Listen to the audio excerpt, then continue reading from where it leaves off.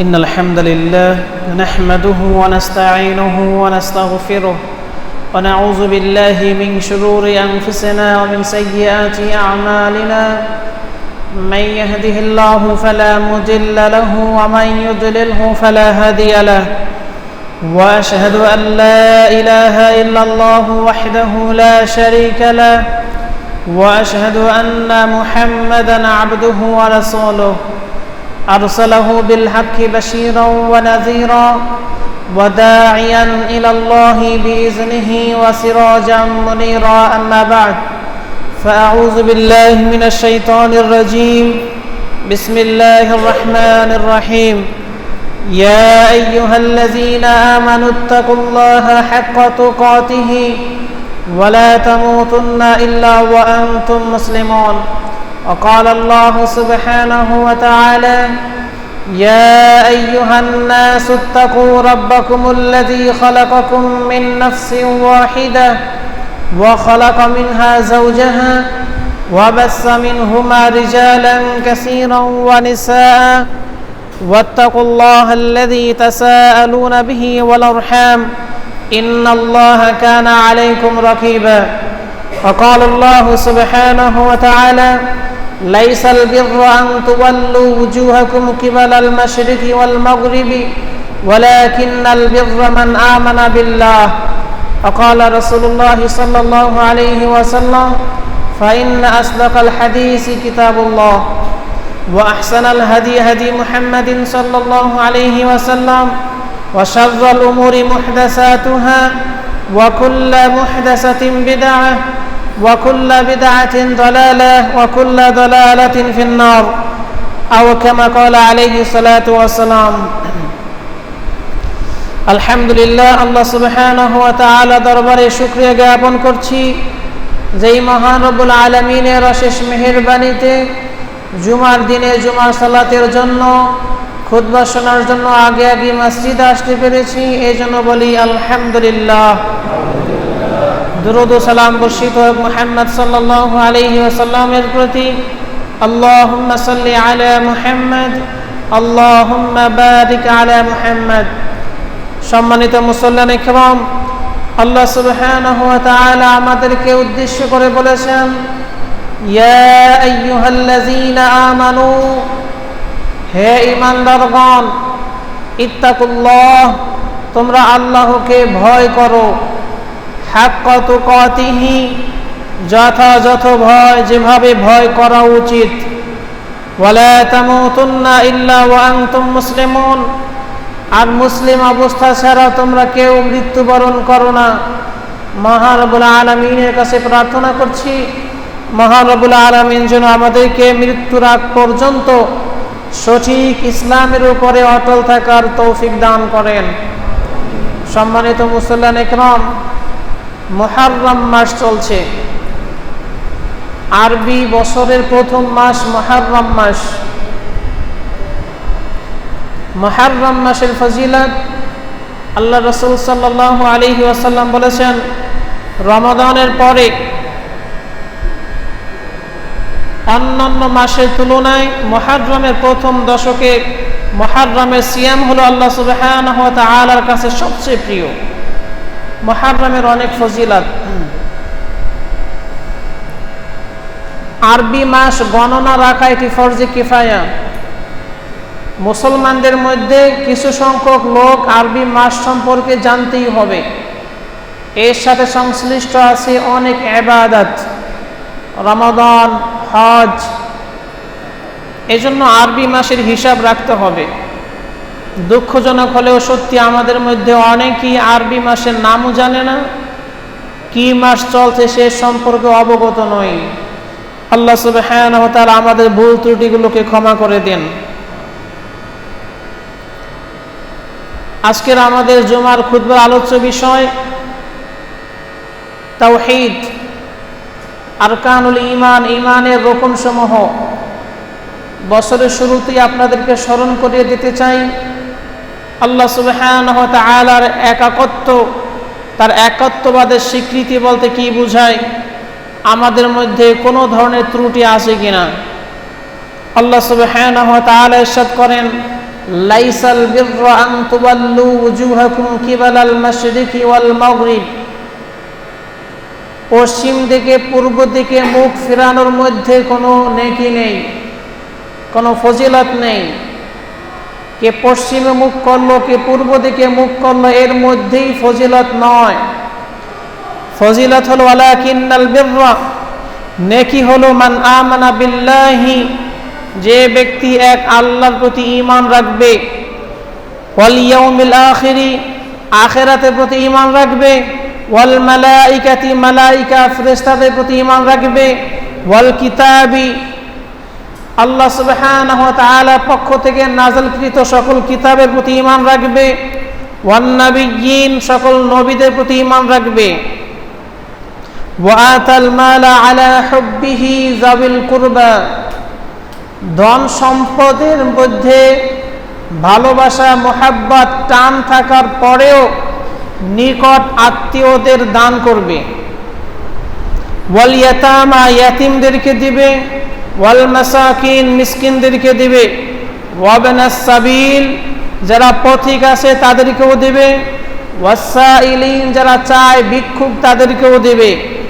ওয়াফির রিকাব, দাস মুক্তির জন্যও দিবে, ওয়া আকামাস সালাত, সালাত কায়েম করবে, ওয়া আতাজ যাকাত, যাকাত প্রদান করবে, ওয়াল মুফুনা বিআহদিহিম ইযা আহাদু, ওয়াদা করলে ওয়াদা পূর্ণ করবে, ওয়াসসাবিরিনা ফিল বাসাই ওয়াদ দাররাই ওয়া হিনাল বাস, ধৈর্য ধারণ করবে দারিদ্রতায়, যে কোনো মুসিবতে, অসুস্থতায়, সংকটাপন্ন অবস্থায়, যুদ্ধকালীন অবস্থায়।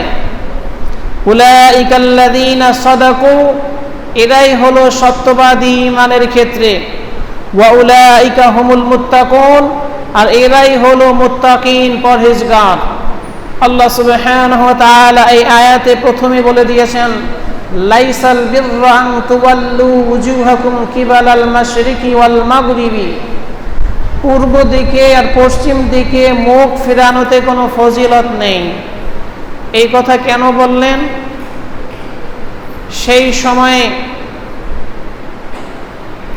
ইহুদিরা বাইতুল মুকাদ্দাসের পশ্চিম দিকে ফিরে সালাত আদায় করত, তাদের ইবাদতগুলো করত, আর খ্রিস্টানরা পূর্ব দিকে ফিরে, অর্থাৎ বাইতুল মুকাদ্দাস একই জায়গা, কিন্তু ইহুদিরা ফিরত পশ্চিম দিকে আর খ্রিস্টানরা পূর্ব দিকে। মুসলমানরাও শুরুতে বাইতুল মুকাদ্দাসের দিকে মুখ করেই সালাত আদায় করত। আল্লাহ সুবহানাহু ওয়া তাআলার নির্দেশ ক্রমে বাইতুল মুকাদ্দাসের বিপরীত দিকে মক্কাতুল মুকাররমা আল কাবার দিকে মুখ ফিরালো। তখন ইহুদি খ্রিস্টানরা বলতে লাগলো, এনে কটূক্তি করতে লাগলো। আল্লাহ সুবহানাহু ওয়া তাআলা স্পষ্টভাবে জানিয়ে দিলেন, পশ্চিম দিকে আর পূর্ব দিকে মুখ ফিরানোর মধ্যে কোনো ফজিলত নেই।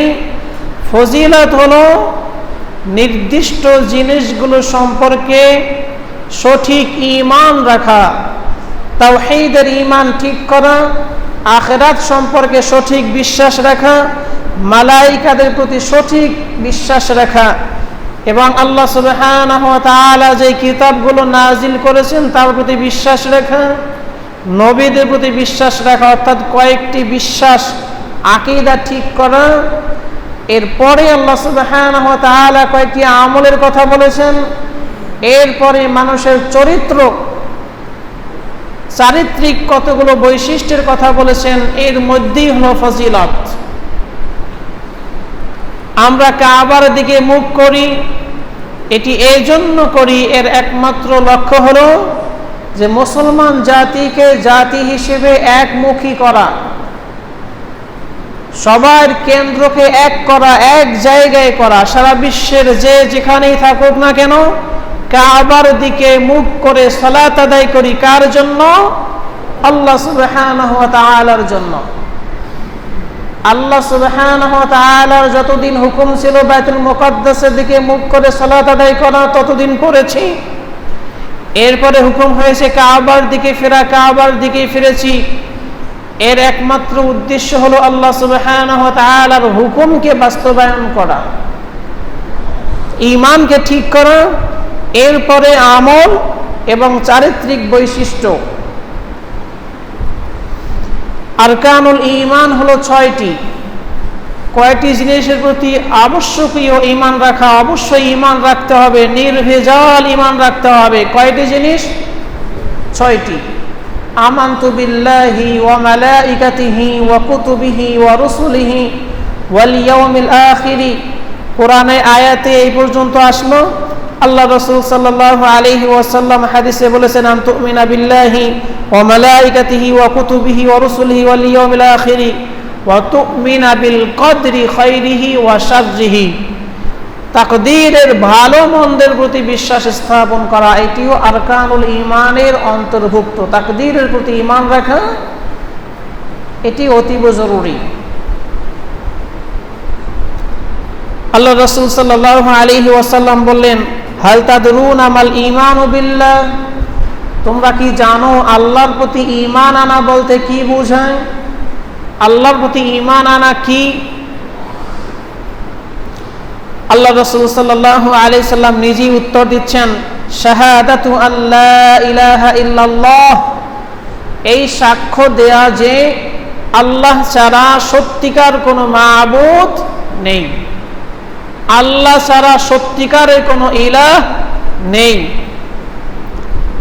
ওয়াহদাহু, এবং তিনি এক, একীকরণ, এক কেন্দ্রে নিয়ে আসা। লা শারীকা লাহু, তার কোনো অংশীদার নেই, তার কোনো শরীক নেই। ওয়া আন্না মুহাম্মাদার রাসূলুল্লাহ, আর নিশ্চয়ই মুহাম্মদ সাল্লাল্লাহু আলাইহি সাল্লাম আল্লাহর প্রেরিত রাসূল, আল্লাহর পক্ষ থেকে পাঠানো হয়েছে দায়িত্ব দিয়ে। ইবাদত হবে একমাত্র আল্লাহ সুবহানাহু ওয়া তাআলার, আর ইবাদতের পদ্ধতি হবে মুহাম্মদুর রাসূলুল্লাহ সাল্লাল্লাহু আলাইহি ওয়াসাল্লামের। আল্লাহ রাসূল সাল্লাল্লাহু আলাইহি ওয়াসাল্লাম ইরশাদ করেন, বুনিয়াল ইসলামু আলা খামসিন, ইসলামের বেনা স্তম্ভ হলো 5টি। শাহাদাতি আল্লা ইলাহা ইল্লাল্লাহ, এই সাক্ষ্য দেয়া যে আল্লাহ ছাড়া সত্যিকারের কোনো মাবুদ নেই। ফি রিওয়ায়াতিন উখরা, আরেকটি riwayate এসেছে, আইয়ুওয়াহিদাল্লাহ, আল্লাহর তাওহীদকে গ্রহণ করা, আল্লাহকে এক করা, ইবাদতের ক্ষেত্রে তাওহীদবাদী হওয়া। ওয়া আন্না মুহাম্মাদার রাসূলুল্লাহ, আর নিশ্চয়ই মুহাম্মদ সাল্লাল্লাহু আলাইহি ওয়াসাল্লাম আল্লাহর রাসূল। আপনাদেরকে মনে করিয়ে দিতে চাই যে মুহাম্মদ সাল্লাল্লাহু আলাইহি ওয়াসাল্লামকে আল্লাহর রাসূল এই স্বীকৃতি দিতে হবে কেন? এই স্বীকৃতি এই জন্যই দিতে হবে, ইবাদত আল্লাহর হবে। সেই ইবাদতটা কিভাবে হবে তা শিক্ষা দিয়েছেন মুহাম্মদ সাল্লাল্লাহু আলাইহি ওয়াসাল্লাম। জীবনের সকল ক্ষেত্রে অনুসরণ করতে হবে মুহাম্মদ সাল্লাল্লাহু আলাইহি ওয়াসাল্লামকে। নিজের ব্যক্তিগত জীবন, পারিবারিক জীবন, সামাজিক জীবন, অর্থনৈতিক, রাষ্ট্রীয় জীবন, আন্তর্জাতিক জীবন, মানুষ যতগুলো জায়গায় অবস্থান করে, সময় কাটায়, ততগুলো জায়গায় অনুসরণ করতে হবে কেবলমাত্র মুহাম্মদ সাল্লাল্লাহু আলাইহি ওয়াসাল্লামকে। তাকে মডেল বানাতেই হবে। এই জন্য শাহাদা, সাক্ষ্য পাঠ, আল্লাহ ছাড়া সত্যিকার কোনো মাবুদ নেই, এই পর্যন্তই শেষ নয়। ওয়া আন্না মুহাম্মাদার রাসূলুল্লাহ, মুহাম্মদ সাল্লাল্লাহু আলাইহি সাল্লাম আল্লাহর রাসূল। ওয়া ইকামিস সালাত, সালাত কায়েম করা। ওয়া ইতাইজ যাকাত, যাকাত প্রদান করা। ওয়াল হজ্জু, হজ করা। ওয়া সাওমি রমাদান, রমাদান মাসে সিয়াম রাখা। ইসলামের এই 5টি বিনা, 5টি স্তম্ভ। ইসলাম 5টি খুঁটির উপরে দাঁড়িয়ে আছে। 1 নম্বরে হলো ঈমান, সালাত, সিয়াম, হজ, যাকাত। এই 5টির সমন্বয় হলো ইসলাম। এই 5টি আবার প্রতিটি মুসলমানকেই করতে হবে না। 3টি হলো প্রত্যেক মুসলমানের জন্য আবশ্যকীয়, ঈমান, সালাত, সিয়াম। এই তিনটি সবার জন্য। আর যাকাত আর হজ এটি হলো ধনাঢ্য যারা সুনির্দিষ্ট পরিমাণ অর্থের সম্পদের মালিক যখন হবে তখন তাদের জন্য। আর তিনটি সবার জন্য। এক বেদুইন যাযাবর সাহাবী আল্লাহ রাসূল সাল্লাল্লাহু আলাইহি ওয়াসাল্লামের কাছে এসে জিজ্ঞাসা করলেন, ইয়া রাসূলুল্লাহ, আমি হলাম বেদুইন জাতি, আমরা বিভিন্ন জায়গায় যাই, কোনো জায়গায় স্থির থাকি না, আমাকে অল্প কিছু আমলের কথা বলে দিন যে আমলগুলো করলে আমি জান্নাতে যেতে পারবো। আল্লাহ রাসূল সাল্লাল্লাহু আলাইহি ওয়াসাল্লাম বললেন, তুমি সাক্ষ্য দেবে যে আল্লাহ ছাড়া সত্যিকারে কোনো মাবুদ নেই এবং মুহাম্মদ সাল্লাল্লাহু আলাইহি সাল্লাম আল্লাহর রাসূল, অর্থাৎ ঈমান ঠিক রাখবে। এরপরে সালাত আদায় করবে, রমাদানে সিয়াম রাখবে। এতটুকু বললেন, ঈমান ঠিক থাকবে, সালাত কায়েম করবে, রমাদানে সিয়াম রাখবে, তিনটি আমল, তাহলেই তুমি জান্নাতে যেতে পারবে। সে সাহাবী যাচ্ছে আর বলছে, ওয়াল্লাহি, আল্লাহর কসম, আমি এর থেকে একটু বাড়াবো না, এর থেকে একটু কমাবো না। এই যে তিনটি আমলের কথা বললেন, এই তিনটি আমলেই আমি লেগে থাকবো। ঈমান ঠিক রাখবো, সালাত আদায় করব দৈনিক 5 ওয়াক্ত ফরজ সালাত, আর রমাদান মাস আসলে সিয়াম রাখবো। এই কথা বলছে আর চলে যাচ্ছে। আল্লাহ রাসূল সাল্লাল্লাহু আলাইহি সাল্লাম সাহাবায়ে কেরামদের উদ্দেশ্য করে বললেন, তোমরা যদি কোনো জান্নাতি ব্যক্তিকে দেখে চোখ জোড়াতে চাও তবে এই লোককে দেখে রাখো। সুবহানাল্লাহি ওয়া বিহামদিহি। অর্থাৎ জান্নাতে যাওয়ার জন্য বেশি আমলের প্রয়োজন নেই, অল্প আমলই নাজাতের জন্য যথেষ্ট। আল্লাহ রাসূল সাল্লাল্লাহু আলাইহি ওয়াসাল্লাম বলেছেন, আখলিস দীনাকা ইয়াকফিকাল আমালুল কলিল। তুমি তোমার দিনকে খাঁটি করো, তোমার ধর্মকে খাঁটি করো, বিশ্বাসকে খাঁটি করো, এরপর অল্প আমলই নাজাতের জন্য যথেষ্ট হবে। কাজে আমরা বেশি আমলের দিকে ছুটছি, কিন্তু আমাদের ঈমানের অবস্থা খুবই নড়বড়ে। ঈমানের পরীক্ষায় যদি আমরা মার্ক দেই, 100তে কত পাবো? আমাদের সমাজের লোকদের মধ্যে যদি পরীক্ষা নেওয়া হয়, 100 জনের ভিতরে কতজন পাশ করবে তাও সন্দেহের বিষয়। এজন্য মৌলিক বিষয়গুলো আমাদের প্রত্যেকের জানা হলো ফরজ। ঈমানের বিষয়গুলো আমলের আগে জানতে হবে, ইলম অর্জন করতে হবে। প্রত্যেক মানুষের সর্বপ্রথম ফরজ ওয়াজিব হলো সে তার রব সম্পর্কে সঠিক জ্ঞান অর্জন করবে। সে তার রব সম্পর্কে সঠিক জ্ঞান, শুধু জ্ঞান না, সঠিক জ্ঞান অর্জন করতে হবে।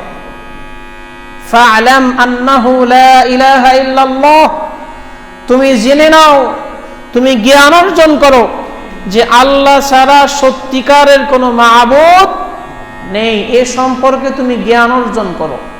কাজী প্রত্যেক মানুষের জীবনের সর্বপ্রথম দায়িত্ব হলো সে তার রব সম্পর্কে জানবে, জ্ঞান অর্জন করবে। তাহলে ফজিলত কি হবে?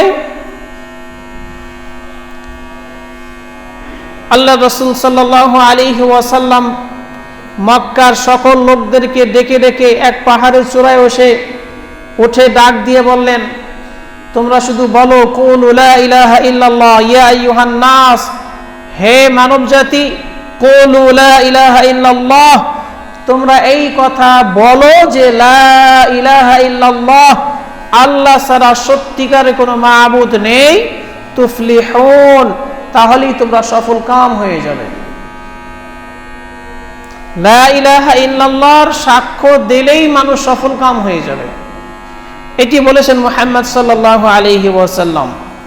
আল্লাহ রাসূল সাল্লাল্লাহু আলাইহি ওয়াসাল্লাম আরেকটি হাদিসে বলেছেন, মান শাহিদা আন লা ইলাহা ইল্লাল্লাহ দাখালাল জান্নাহ, যে ব্যক্তি সাক্ষ্য দেবে আল্লাহ ছাড়া কোনো সত্যিকারের মাবুদ নেই, সে ব্যক্তি জান্নাতে প্রবেশ করবে। এর এত ফজিলত, এর এত গুরুত্ব।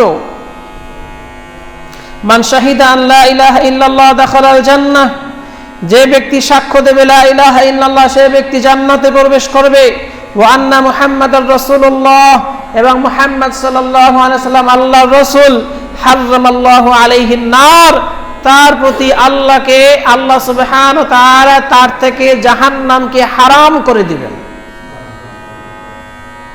একদিকে জাহান্নাম হারাম, আর একদিকে সে সরাসরি জান্নাতে প্রবেশ করবে। এটি হলো এই লা ইলাহা ইল্লাল্লাহর ফজিলত।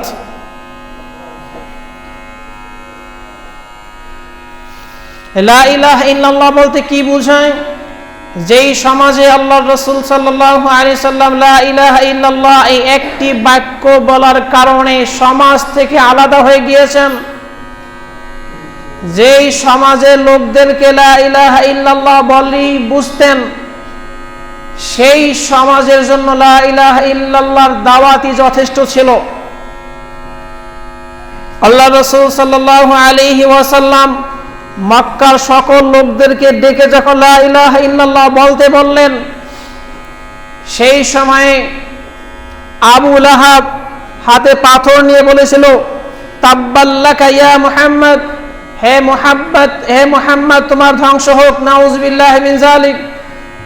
তুমি কি আমাদেরকে এই বলার জন্য এখানে আহ্বান করেছো? সেই সময়ে সমস্ত লোক তার থেকে মুখ ফিরিয়ে নিয়েছিল। সেই সময়ে লা ইলাহা ইল্লাল্লাহ আর ব্যাখ্যা করার প্রয়োজন ছিল না। সেই সমাজের লোকজন জানতো লা ইলাহা ইল্লাল্লাহ বলতে কি বোঝায়। কিন্তু দুঃখের বিষয় হলো এটি, আমাদের সমাজের লোকেরা লা ইলাহা ইল্লাল্লাহ এর অর্থ কি, এ দিয়ে কি বোঝায় তা বোঝে না। এই জন্য ব্যাখ্যা বিশ্লেষণের প্রয়োজন রয়েছে। সেই সমাজের লোকেরা কি আল্লাহকে রব হিসাবে মানত না? সেই সমাজের লোকজন আল্লাহকে রব হিসাবে মানত, কিন্তু ইলাহ হিসাবে মানত না। এখানে শুধু পার্থক্য। রব হিসাবে সবাই আল্লাহকে মানত, ইলাহ হিসাবে আল্লাহকে মানত না। তার প্রমাণ আল্লাহ সুবহানাহু ওয়া তাআলা আমাদেরকে জানিয়ে দিয়েছেন পবিত্র কোরআনে, কুল মান ইয়ারযুকুকুম মিনাস সামাই ওয়াল আরদ। আপনি এই কাফেরদেরকে প্রশ্ন করেন, আপনি বলেন মান ইয়ারযুকুকুম মিনাস সামাই ওয়াল আরদি, আসমান থেকে এবং জমিন থেকে তোমাদেরকে কে রিজিক দেয়? আম্মান ইয়ামলিকুস সামা ওয়াল আবসার, শ্রবণ শক্তি এবং দৃষ্টি শক্তির মালিক কে? ওয়ামান ইখরিজুল হাইয়্যা মিনাল মাইয়িতি, মৃত থেকে জীবিতকে কে বের করে? ওয়া ইখরিজুল মাইয়িতা মিনাল হাইয়্যি, এবং জীবিত থেকে মৃতকে কে বের করেন? ওয়ামান ইউদাব্বিরুল আমর, সকল কিছু কে পরিচালনা করে? এই প্রশ্নগুলো যদি আপনি এদেরকে করেন, ফাসায়াকুলুনাল্লাহ, তারা অবশ্যই বলবে এগুলো আল্লাহ করেন। কে করেন? আল্লাহ। আমরাও সাক্ষ্য দেই, আসমান থেকে জমিন থেকে রিজিক কে দেয়? আল্লাহ দেয়। এবং শ্রবণ শক্তি দৃষ্টি শক্তির মালিক কে? আল্লাহ। জীবিত কে করেন? মৃত্যু কে দেন? সকল কিছু পরিচালনা কে করেন?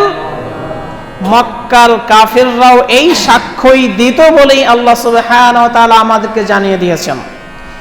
এ পর্যন্ত শেষ নয়, আল্লাহ রাসূল সাল্লাল্লাহু আলাইহি সাল্লামকে আল্লাহ সুবহানাহু ওয়া তাআলা বলেন, কুল লিমানিল আরদু ওয়া মান ফিহা, আপনি বলুন এদেরকে যে জমিন, এই জমিন কার এবং এই জমিনে যা কিছু আছে এগুলো কার? যদি এই প্রশ্ন এই কাফেরদেরকে করেন, এই জমিন, এই পৃথিবী কার? এই পৃথিবীতে যা কিছু আছে এগুলো কার? ইন কুনতুম তা'লামুন, যদি তোমরা জানো তাহলে বলো। সায়াকুলুনা লিল্লাহ, তারা বলবে এগুলো সব আল্লাহর। এই জমিন কার? সেই সময়ের কাফেররা এই জমিনের মালিক আল্লাহকেই বলতো। বর্তমান সময়ের অনেক মানুষ আছে ঈমানদার নিজেকে দাবি করে, জমিনের মালিক আল্লাহকে বলে না।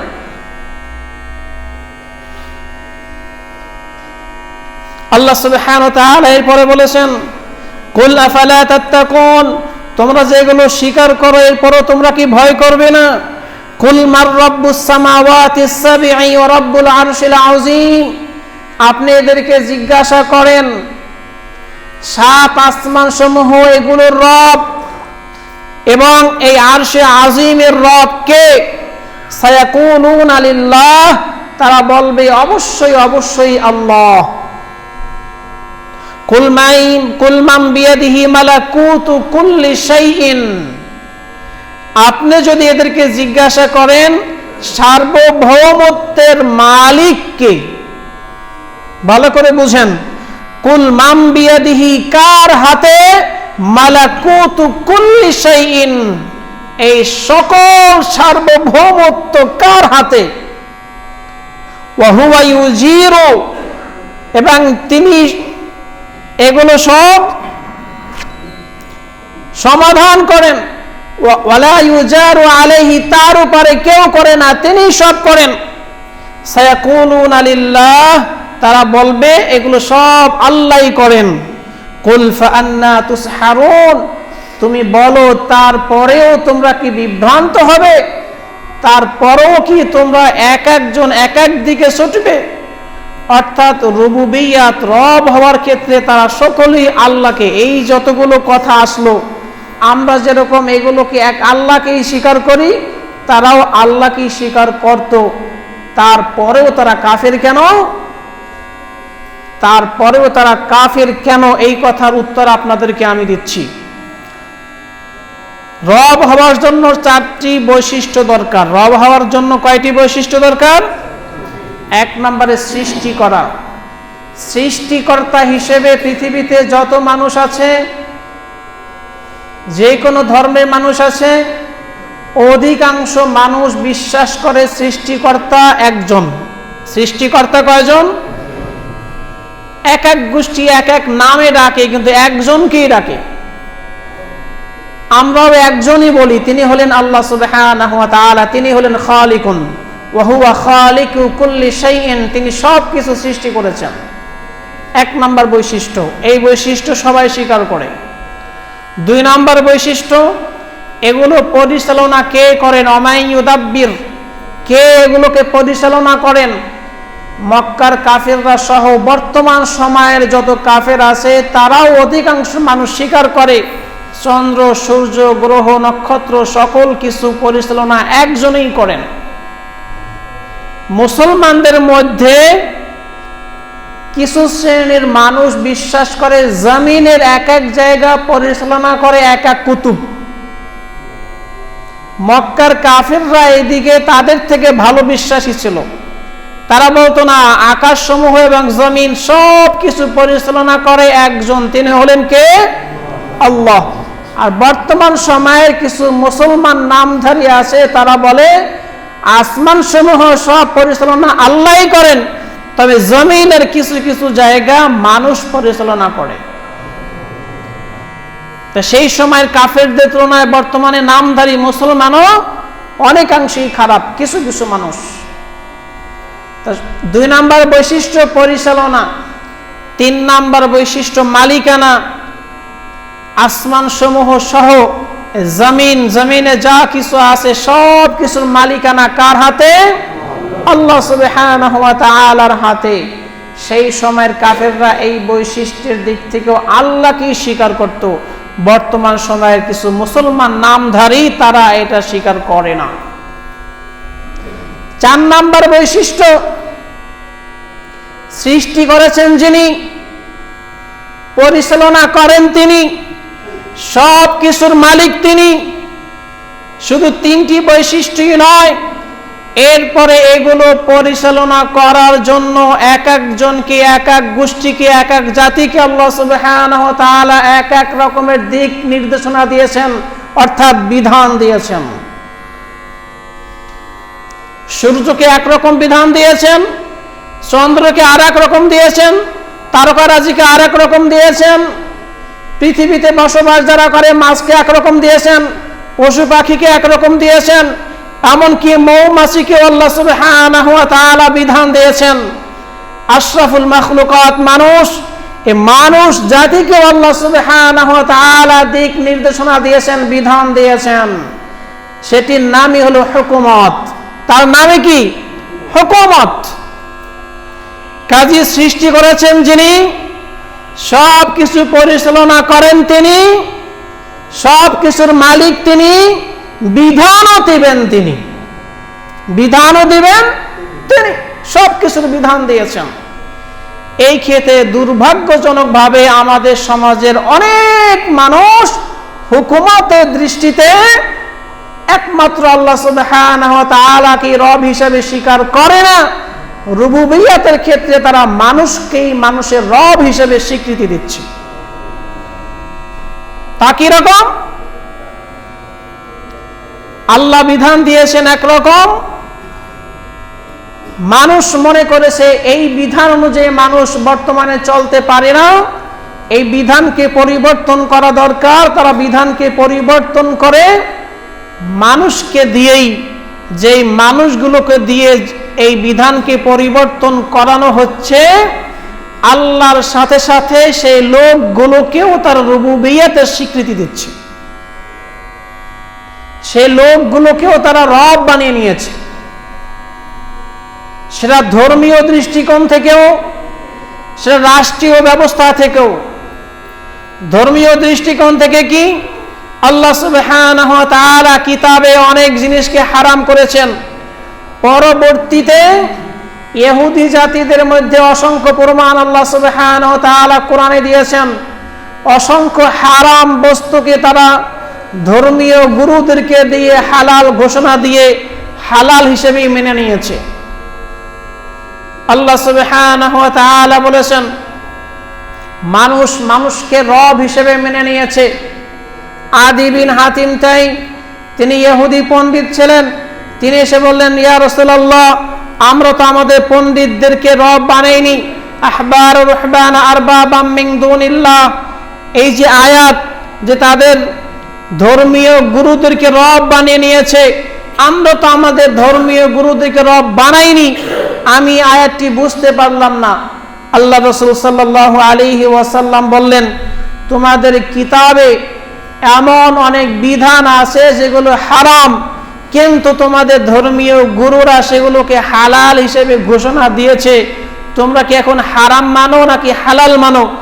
সে বললেন যে এখন তো আমরা সেগুলোকে হালালই মানি, জায়েজ মনে করি। আল্লাহ রাসূল সাল্লাল্লাহু আলাইহি ওয়াসাল্লাম বললেন, এই যে আল্লাহর বিধানকে পরিবর্তন করলো যারা, তাদের যারা অনুসরণ করে তারা তাদেরকে রব বানিয়ে নিল। এটা শুধু ইহুদিদের মধ্যে নয়, মুসলমানদের মধ্যেও কিতাবে অনেক জিনিস হারাম, কিন্তু লাইসেন্স দিয়ে এগুলোকে হালাল করা, বৈধ করা হয়েছে, জায়েজ করা হয়েছে। এগুলো যারা মানবে, যাদের বিধান মানলো, তাদের কি আল্লাহর জায়গায় রব হিসেবে বসাইল। ঠিক রাষ্ট্রীয় পর্যায়ে একদিকে ধর্মীয় গুরুদেরকে বানায়, আর একদিকে রাষ্ট্রীয় পদমর্যাদায় যারা বিধান তৈরি করে, আইন রচনা করে, তারা যদি আল্লাহর কিতাবের কোনো আইনকে পরিবর্তন করে, সাইড করে দিয়ে, সরিয়ে দিয়ে নতুন বিধান তৈরি করে, সেই বিধান যারাই মানবে তাদের রব হলো যারা বিধান তৈরি করলো। এজন্য রুবুবিয়তের স্বীকৃতিতে প্রথম তিনটিতে সবাই মানে।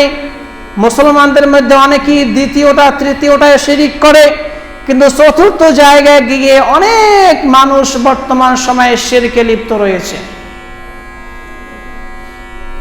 ছোট্ট একটু যদি উদাহরণ দেই, আল্লাহ সুবহানাহু ওয়া তাআলা তার পবিত্র কোরআনে জানিয়ে দিয়েছেন, আস-সারিকু ওয়াস-সারিকাতু ফাকতাউ আইদিয়াহুমা, চোর এবং চোরনি যদি প্রমাণিত হয় চুরি করেছে, তাহলে তাদের হাত কেটে দাও। এই বিধান দিয়েছেন আল্লাহ সুবহানাহু ওয়া তাআলা। বর্তমানে আমরা যে দেশে বসবাস করি, এই দেশের বিচার ব্যবস্থায় আপনি গিয়ে দেখবেন, এই চোর আর চূর্ণীর হাত কাটার বিধান পরিবর্তন করে তারা নিজেরা আইন তৈরি করে নিয়েছে। এই আইন যারা বিশ্বাস করবে, আইন যারা অনুসরণ করবে, তারা আল্লাহর সাথে সাথে স্বীকার করলেও এই লোকগুলোকেও তারা রব হিসেবে মেনে নিয়েছে। কেউ যদি এখন বিশ্বাস করে চোরের হাত কাটার আইন বর্তমানে চলে না, এটি বর্বর, এটি সেই আদি যুগে চলেছে, এটি মধ্যযুগীয় বর্বর আইন, এই কথা বর্তমানে চলে না, বর্তমান সমাজে চলে না, এখন আধুনিক যুগ, এই বিশ্বাস যদি কেউ করে, সে ব্যক্তি যতই সালাত, সিয়াম, যাকাত, হজ পালন করুক না কেন, সে ব্যক্তি এক কথা ইসলাম থেকে খারিজ হয়ে যাবে।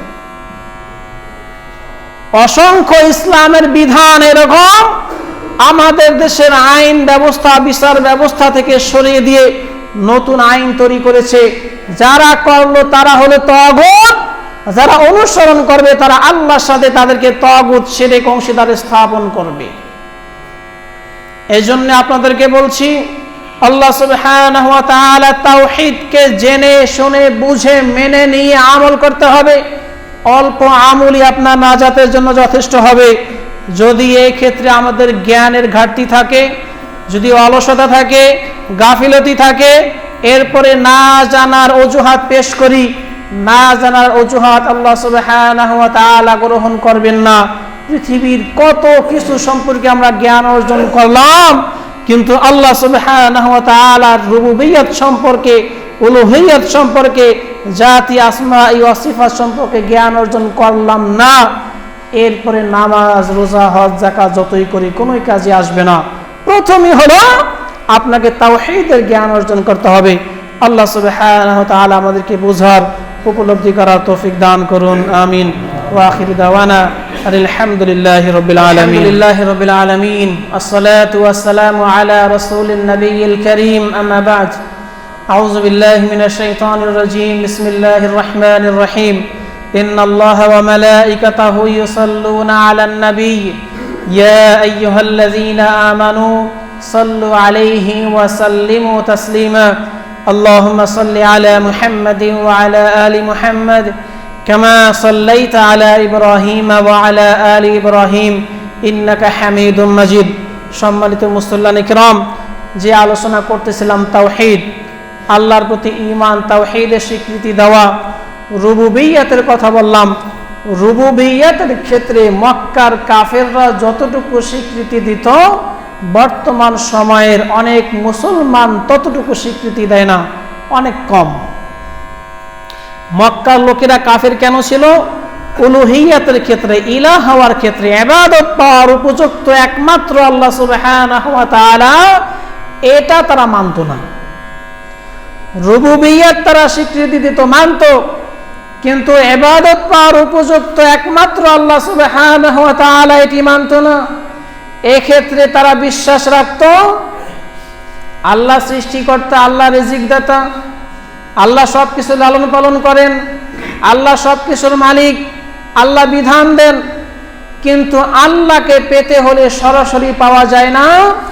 আল্লাহর কিছু প্রিয় বান্দা আছে, নবী রাসূল আছে, কিছু মালাইকা আছে, এদের মাধ্যমে, ভায়া মাধ্যম হয়ে এদেরকে খুশি করে এরপরে আল্লাহকে পেতে হবে। অনেক সময় বান্দা গুনাহগার, গুনাহ করতে করতে এরপরে আল্লাহ ডাকে সাড়া দিতে চান না, কারো ভায়া মাধ্যম হয়ে ডাকতে হয়।